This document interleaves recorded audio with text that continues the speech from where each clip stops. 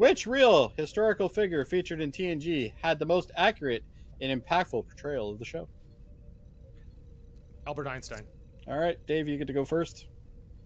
Tell us Oh, why. wait, it wasn't Albert Einstein. I mean Stephen Hawking. I'm sorry. Okay, you can Uh, do that. That's okay. fine. I meant Stephen Hawking. I'm like, that was not the real Albert Einstein in that episode. Yeah, Stephen Hawking.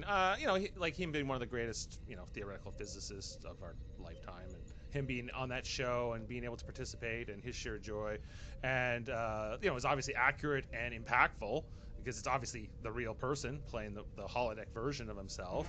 And I remember like that being really noticed by a lot of different people outside who are not even Star Trek fans, and so it had a lot of impact at the time, All right. and still does. Sean, what do you have for us? At the time he appeared on the show, he wasn't a historical figure. Whereas Oh. he was a very currently living person. Whereas Sigmund Freud, who appeared in, is it Phantasms? Season Yeah. 7, who has been obviously disproved and proven to be a complete quack, was portrayed quite accurately in this. It was all about, it was one thing or his mother.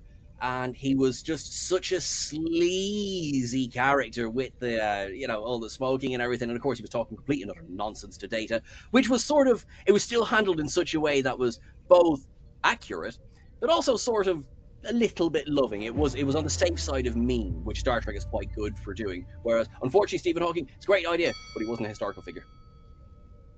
All right. Well, you don't have to be dead to be a historical figure. It would be my rebuttal. Also true. And you have to have done something historically notable, which up to that point Stephen Hawking had, because that's why they asked him to be present in the episode and in the scene. All And right. I think like Data, including him, along